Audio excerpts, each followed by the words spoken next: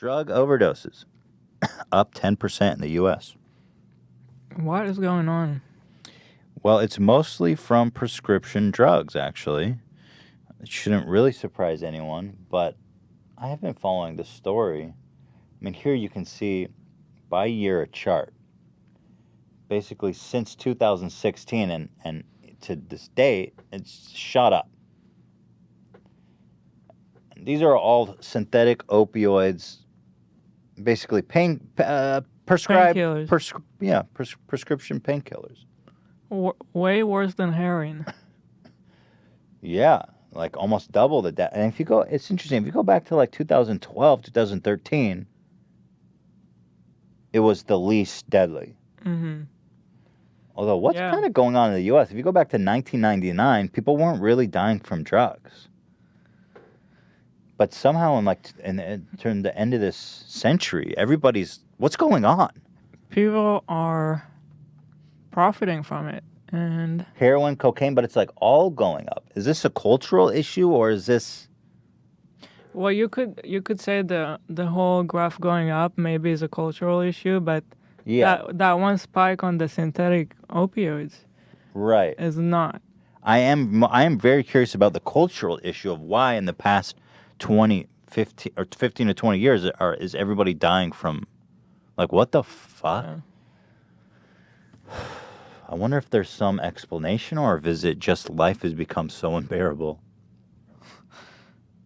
You know, it's like, yeah, I don't know. Let's take away healthcare, let's put everyone in debt, and let's just give them some opiates to fucking kill themselves on.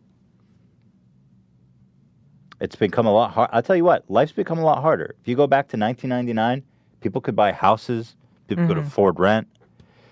And over these past 2 decades, it's gotten a lot harder to live.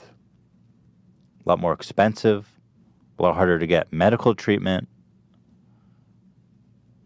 I don't know if that's a relation, but that's pretty sad. There's a bigger conversation here besides the fact that everyone's dying on opioids. But that is the story here. Now, I've been watching. I just find it so ironic. Like, let me open this again. That there's this war on drugs, like marijuana. First of all, I'm not a marijuana user, and I think that its benefits and is greatly exaggerated. I don't think marijuana is an innocent drug.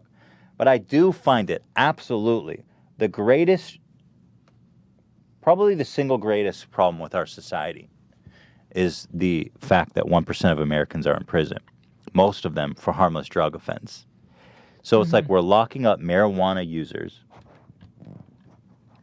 And meanwhile, doctors and pharmaceutical companies are openly poisoning people. Yeah. And I mean, we're talking about 30,000 deaths. That's a small subset of people who are addicted, whose lives are being ruined because they're taking so many of these opiates. And doctors are just giving them out like fucking candy because they're getting kickbacks. There's like 3 big companies who distribute all this, and they know exactly what they're doing. And oh, yeah. That's just what it is. We saw the 60 Minutes report about this. Yeah. How there's like little pain clinics opening up everywhere. You guys have probably seen them. I've seen them all over the place. I'm like, what is that? Pain clinic. And apparently you can just walk in and a doctor will prescribe you a painkiller. And it's all super addictive. They'll give you anything. They'll give you Oxycontin. They'll give you any opiate, any crazy shit you want. Just be like, hey doc, my back hurts. And these crooked ass doctors are just writing prescriptions all day long. Mm-hmm. My dad, he had like some arthritic pain in his wrist, and this doctor gave him like an unlimited supply of like really intense painkillers. Yeah. And I was like, whoa. Like if you actually took it. So easy. And I mean, this is an ongoing issue. It's not like doesn't debilitate his life or anything. Yeah. He doesn't. It's nothing, in my opinion, that a little Tylenol or ibuprofen couldn't resolve. But like, that's insane. That's so crazy what's going on there. And anyway, in the 60 Minutes report that I highly recommend, they were showing how these huge pharmaceutical companies are basically always lobbying Congress to not enforce or regulate or control at all this growing issue. They showed, like, for example, like, there was one town, like, this is really ravaging, like, poor white communities, it seems like, in, like, rural America, like Arkansas and Alabama and Mississippi. There was, like, a small town in Mississippi or somewhere that had imported so many and sold so many painkillers that it was something like 50 pills for every resident of the city. Which means that they were probably just selling it to drug dealers. But, like, there's glaring problems here of everyone dropping. Like, this is so sick. And the government's not doing anything about it because there's so much lobbying money. And meanwhile, we're locking up marijuana users. Yeah. So that's pretty nuts. That really grinds my gears, you know. I just hate this whole, like, moral.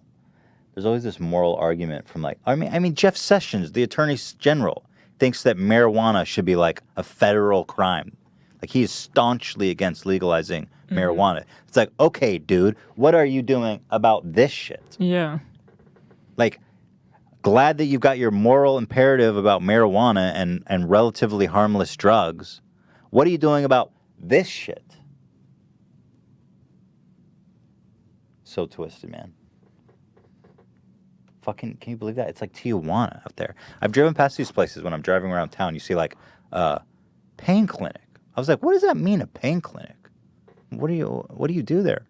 I never imagined that it was actually just people giving prescription drugs out, like nothing. I had no idea. So I'm just reading what you were talking about, and like all of a sudden there's a small town, and the pharmacy will be buying 50 times the amount that a normal pharmacy is buying. Yeah.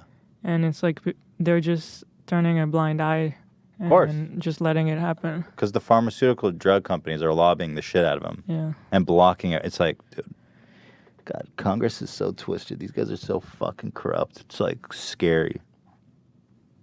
Not to mention that the water's turning frogs gay. That's a whole other issue.